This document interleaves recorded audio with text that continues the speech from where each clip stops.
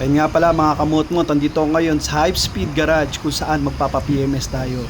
Malapit lang to sa may hypermarket sa may Aguinaldo Highway, Imus. At sa mga magtatanong naman kung ano yung mga packages nila para sa PMS, ito ang mura, kayang-kaya sa bulsa. At ito naman ang kanilang mga pyesa.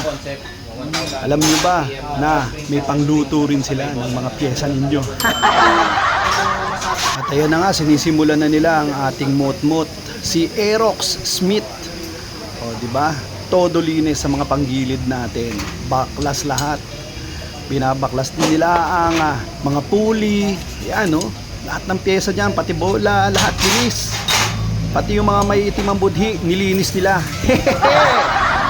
At dito, chinecheck nila ang aking battery. Battery. Wow! O, diba? Ayan, salpak na lahat. Tapos may libre rin silang greasing para sa mga makukunat ang ugat at buto-buto. Ayan na, umaandar na. Let's go na! Rides na mga kamot mo!